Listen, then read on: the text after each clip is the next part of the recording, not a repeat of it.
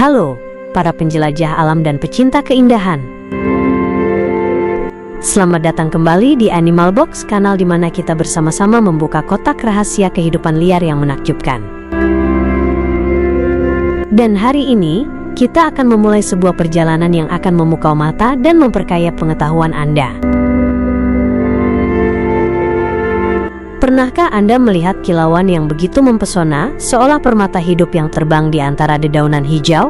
Sebuah makhluk kecil, namun dengan keindahan yang tak tertandingi, yang telah memikat hati banyak orang dari berbagai budaya. Ya, hari ini kita akan menyelami dunia si cantik misterius, kumbang samberlilin. Kumbang samberlilin, atau yang sering dijuluki jewel beetle, bukan hanya sekadar serangga biasa. Ia adalah mahakarya alam, sebuah bukti betapa kaya dan kompleksnya ekosistem kita.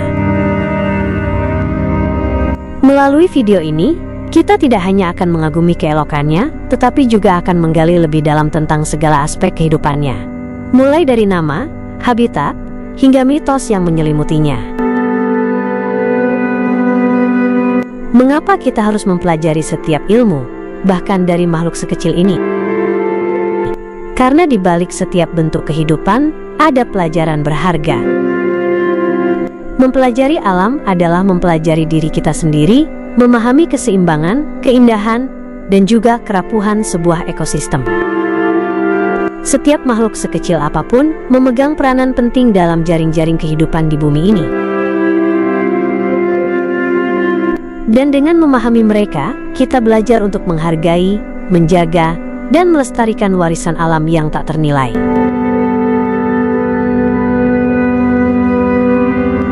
Sebelum kita fokus pada jenis yang ada di Indonesia, mari kita jelajahi dulu gambaran umum tentang kumbang samberlilin di seluruh dunia.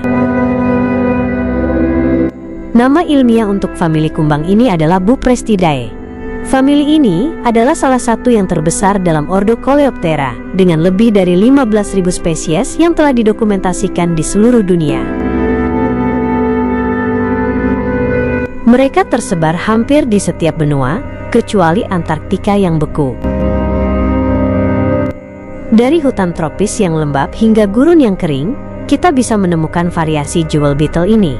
Ciri khas utama yang membuat mereka begitu istimewa adalah tubuh mereka yang memancarkan warna-warni metalik yang mengkilap menyerupai permata yang hidup. Ini bukan karena pigmen warna, melainkan karena pewarnaan struktural tekstur mikroskopis pada kutikula mereka yang memantulkan dan membiaskan cahaya secara selektif, menciptakan efek iridesen yang memukau. Ukuran tubuhnya bervariasi, dari yang sangat kecil sekitar 3 mm hingga yang raksasa mencapai 80 mm, meskipun sebagian besar spesies memiliki panjang di bawah 20 mm. Tubuh mereka cenderung memanjang, rata, dan meruncing ke arah belakang, dengan kepala yang pendek dan mata majemuk yang besar. Antena mereka umumnya bergerigi atau berbentuk benang. Mayoritas dari mereka dikenal sebagai kumbang penggerek kayu, metallic wood boring beetles, di mana fase larva mereka menghabiskan sebagian besar hidupnya di dalam kayu. Nah, sekarang mari kita arahkan fokus kita ke Indonesia, rumah bagi salah satu spesies kumbang samberlilin yang paling ikonik dan memukau, yaitu Chrysocroa fulminans. Kumbang ini adalah primadona di kalangan kolektor serangga dan juga memiliki tempat khusus dalam budaya lokal kita. Secara ilmiah, ia dikenal sebagai Chrysocroa fulminans, yang pertama kali dideskripsikan oleh Fabricius pada tahun 1787. Di berbagai daerah di Indonesia, ia memiliki sebutan lokal yang unik, seperti samberlilin di daerah Sunda dan samber iler di Jawa. Nama-nama ini mencerminkan bagaimana masyarakat kita telah lama mengenal dan terpesona oleh keberadaan serangga cantik ini. Kumbang ini termasuk dalam famili besar Buprestidae, lebih spesifiknya pada subfamili Chrysocroinae dan genus Chrysocroa. Genus Chrysocroa sendiri adalah genus khas dari suku Chrysocroini, yang sebagian besar spesiesnya berasal dari negara-negara Asia Tenggara. Meskipun sering diidentikan dengan Indonesia, Chrysochloa fulminans sebenarnya tidak sepenuhnya endemik hanya di Indonesia. Persebarannya cukup luas di wilayah Asia Tenggara, meliputi Malaysia, Indonesia, Filipina, hingga Papua Nugini. Ini berarti Anda bisa menemukan kilauan mereka di berbagai hutan tropis di kawasan tersebut. Namun, Indonesia memang menjadi salah satu rumah utama bagi spesies ini, dengan beberapa subspesies yang telah diidentifikasi, seperti Chrysochloa fulminans nishiamai yang ditemukan di Sinuk, Indonesia, dan Chrysochloa fulminans yang dapat dijumpai di Jawa Timur. Kehadirannya yang melimpah dan variasi subspesies ini menjadikan Indonesia sebagai wilayah penting untuk studi dan konservasi samber lilin. Di manakah kita bisa bertemu dengan permata terbang ini? Habitat alami kumbang samber lilin, termasuk Chrysochloa fulminans, adalah di hutan tropis dan hutan kayu. Mereka sangat menyukai area dengan ketersediaan kayu mati atau membusuk. Kumbang dewasa sering terlihat hinggap di daun atau bunga di sekitar pohon. Bahkan seperti yang dicatat dalam penelitian, mereka bisa ditemukan di sekitar pohon waru, Hibiscus tiliaceus.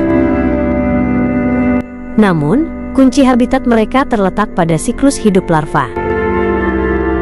Larva mereka adalah penggerek kayu sejati yang menghabiskan masa hidupnya dengan menggali terowongan dan memakan kayu yang mati atau membusuk, seringkali di bawah kulit pohon.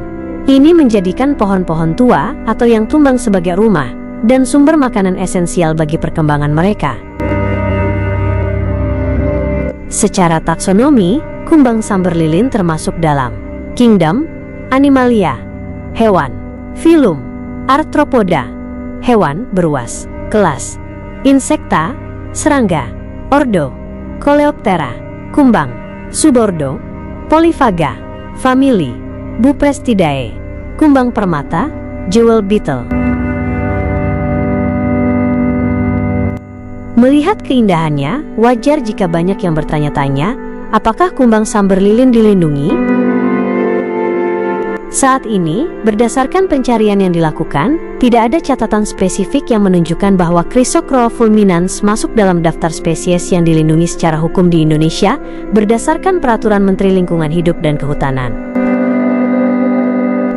Demikian pula, statusnya di daftar merah IUCN, International Union for Conservation of Nature, tidak secara eksplisit menyebutkan Chrysochloa fulminans sebagai spesies yang terancam punah, critically endangered, atau vulnerable. Namun, penting untuk dicatat bahwa aktivitas koleksi yang intensif oleh para penggemar serangga telah menyebabkan beberapa spesies dari famili Buprestidae menjadi langka dan sulit ditemukan di habitat aslinya. Meskipun belum ada status perlindungan resmi, penurunan populasi akibat perburuan berlebihan menjadi perhatian konservasi, terutama di wilayah dengan tekanan koleksi tinggi. Lalu, apakah kumbang samber lilin berbahaya? Secara biologis, tidak ada bukti yang menunjukkan bahwa Chrysochloa fulminans atau kumbang samber lilin lainnya berbahaya bagi manusia. Mereka tidak menyengat, menggigit dengan racun, atau membawa penyakit. Mereka adalah serangga herbivora yang fokus pada kayu dan tumbuhan. Jadi, Anda tidak perlu khawatir jika berpapasan dengan mereka di alam liar. Mengenai apakah termasuk hewan konsumsi, sejauh informasi yang ada, kumbang samber lilin tidak umum dijadikan sebagai hewan konsumsi, terutama di Indonesia. Sebagian besar diperdagangkan sebagai objek koleksi atau untuk keperluan spiritual, bukan sebagai bahan pangan. Berbeda dengan beberapa jenis serangga lain yang memang merupakan bagian dari diet lokal, di berbagai belahan dunia, samber lilin belum tercatat sebagai sumber protein yang biasa dikonsumsi. Lantas, apa makanan mereka? Pola makan kumbang samber lilin bervariasi antara fase larva dan dewasa. Larva, seperti yang sudah disebutkan, larva adalah penggerek kayu. Mereka memakan lapisan cambium dan jaringan di bawah kulit pohon, khususnya pada kayu yang sudah mati, membusuk, atau pohon yang sedang sakit. Proses penggalian terowongan ini adalah cara mereka mendapatkan nutrisi untuk tumbuh dan berkembang. Dewasa. Kumbang dewasa umumnya herbivora. Mereka memakan nektar bunga untuk energi, dan beberapa spesies juga diketahui memakan daun tanaman. Oleh karena itu, kumbang dewasa sering terlihat di sekitar bunga-bunga di hutan, dan mereka juga dapat berperan sebagai penyerbuk. Cara berkembang biak dan siklus hidup. Siklus hidup kumbang samber lilin adalah sebuah kisah metamorfosis yang menarik dan kadang penuh kejutan. Mari kita selami lebih dalam. 1. Telur. Betina dewasa mencari celah atau retakan pada kulit pohon yang mereka sukai, terutama pohon mati atau yang sudah membusuk, untuk meletakkan telur-telurnya. Pilihan lokasi ini krusial karena akan menjadi sumber makanan pertama bagi larva. 2. Larva. Setelah menetas, larva yang berbentuk gemuk, berwarna putih dan tidak berkaki, dengan segera menggerek masuk ke dalam kayu. Mereka membuat terowongan-terowongan di bawah kulit pohon, memakan jaringan kayu untuk tumbuh. Ini adalah fase terlama dalam hidup sambar lilin. Yang luar biasa, beberapa larva jewel beetle diketahui dapat menunda perkembangannya selama puluhan tahun jika kondisi lingkungan tidak mendukung. Bahkan ada rekor terlama hingga 51 tahun. Ini adalah strategi bertahan hidup yang sangat adaptif. 3. Pupa. Setelah larva mencapai ukuran penuh dan siap, ia akan membentuk pupa di dalam terowongan kayu tersebut. Di fase ini, larva bertransformasi menjadi bentuk dewasa. 4. Dewasa. Setelah pupasi selesai, kumbang dewasa yang cantik akan muncul dengan menggerek keluar dari kayu. Kumbang dewasa memiliki rentang hidup yang relatif singkat, biasanya hanya beberapa hari hingga beberapa minggu saja. Selama fase dewasa yang singkat ini, mereka akan mencari makan, nektar, berdaun, kawin, dan betina akan kembali meletakkan telur untuk mengulang siklus kehidupan. Penelitian ilmiah. Kumbang samber lilin telah menarik perhatian para ilmuwan, terutama karena dua aspek utama. 1. Pewarnaan struktural. Keindahan warna metalik pada elytra mereka bukanlah hasil pigmen, melainkan struktur mikro pada kutikula yang memantulkan cahaya. Fenomena ini, yang dikenal sebagai iridescence atau kilau logam, metallic sheen, menjadi objek penelitian di bidang optik dan biomimetika. Para peneliti mempelajari bagaimana struktur ini bekerja untuk menciptakan warna-warna yang begitu hidup, dan bagaimana teknologi serupa dapat diterapkan dalam material baru. 2. Perkembangan larva yang tertunda. Kemampuan larva untuk menunda perkembangannya selama bertahun-tahun di dalam kayu adalah subjek penelitian yang menarik dalam ekologi dan fisiologi serangga. Memahami mekanisme di balik penundaan ini dapat memberikan wawasan tentang adaptasi terhadap lingkungan yang berubah atau ketersediaan sumber daya yang terbatas. Penelitian lebih lanjut dapat mengungkapkan bagaimana mereka dapat bertahan hidup dalam kondisi hibernasi yang begitu lama di dalam kayu.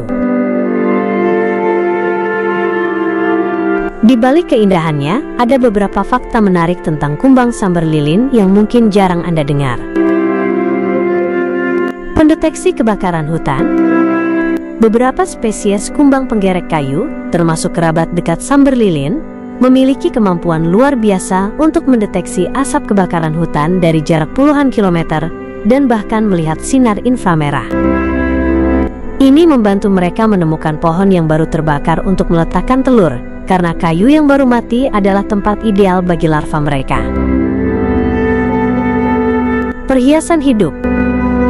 Sejak zaman dahulu, elytra, sayap depan keras, dari kumbang samber lilin, terutama spesies yang lebih besar, telah digunakan sebagai ornamen dan perhiasan. Di India dan Thailand, kerajinan tangan dari elytra samber lilin sangat populer dan bernilai seni tinggi. Bahkan di benua Amerika, kumbang ini digunakan sebagai liontin atau aksesoris lainnya. Salah identifikasi dengan botol bir. Ada kasus unik di mana beberapa spesies jewel beetle jantan salah mengidentifikasi botol bir yang mengkilap sebagai betina dari spesiesnya karena pantulan cahaya yang serupa. Ini menunjukkan bagaimana persepsi visual mereka yang sangat sensitif terhadap kilauan metalik bisa tertipu oleh benda buatan manusia.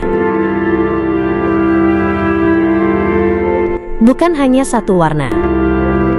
Meskipun sering kita lihat dominan hijau metalik, warna Chrysochloa fulminans dapat bervariasi dari hijau, kebiruan, hingga kemerahan atau ungu, tergantung pada sudut pandang cahaya dan bahkan subspesiesnya. Keindahan dan kilauan yang mempesona dari kumbang sambar lilin tidak hanya menarik perhatian ilmuwan dan kolektor, tetapi juga memicu berbagai mitos dan kepercayaan di masyarakat. Di Indonesia, sambar lilin sangat kental dengan mitos yang berkaitan dengan daya magis pengasihan. Banyak yang percaya bahwa kumbang ini memiliki energi metafisik yang dapat digunakan untuk memikat hati, meningkatkan daya tarik, pesona, dan bahkan untuk tujuan keberuntungan dalam asmara atau usaha. Istilah populer seperti susuk sambar lilin merujuk pada praktek spiritual yang melibatkan kumbang ini untuk mendapatkan efek pengasihan tersebut. Mitos ini telah ada turun-temurun dan menjadi bagian dari kearifan lokal. Di luar Indonesia, misalnya di Jepang, jewel beetle justru dianggap sebagai simbol keberuntungan dan kemakmuran. Kehadiran kumbang ini diyakini dapat membawa hal-hal baik dalam hidup. Bahkan ada juga mitos yang mengaitkan sambar lilin dengan roh nenek moyang En, di mana kilauannya dianggap sebagai manifestasi jiwa-jiwa yang terperangkap. Penting untuk diingat, semua ini adalah bagian dari kekayaan budaya dan kepercayaan masyarakat yang tidak memiliki dasar ilmiah. Namun, keberadaan mitos ini menunjukkan betapa kuatnya pengaruh dan daya tarik kumbang sambar lilin dalam imajinasi manusia. Dengan permintaan yang cukup tinggi, baik untuk koleksi maupun keperluan mitos, muncul pertanyaan: apakah kumbang sambar lilin bisa atau layak dibudidayakan? Saat ini, budidaya komersial skala besar untuk Chrysochloa fulminans masih sangat terbatas dan belum umum dilakukan. Sebagian besar sambar lilin yang diperjualbelikan masih merupakan hasil tangkapan dari alam liar. Ada beberapa alasan utama mengapa budidaya massal menjadi tantangan. 1. Siklus hidup larva yang panjang. Fase larva yang bisa memakan waktu bertahun-tahun, bahkan puluhan tahun di dalam kayu, membuat proses budidaya sangat tidak efisien untuk skala komersial yang membutuhkan perputaran cepat. 2. Kebutuhan host plant spesifik. Larva memerlukan jenis kayu atau pohon tertentu yang mati atau membusuk sebagai inang dan sumber makanan. Memasok kebutuhan ini secara konsisten dalam jumlah besar akan menjadi kompleks. 3. Kondisi lingkungan yang spesifik. Lingkungan alami hutan tropis dengan kelembaban, suhu, dan ketersediaan bahan organik yang tepat sulit direplikasi dalam sistem budidaya tertutup. Meskipun demikian, penjualan kumbang hidup yang ditangkap dari alam menunjukkan ada potensi untuk mengembangkan budidaya, setidaknya untuk tujuan edukasi atau koleksi kecil.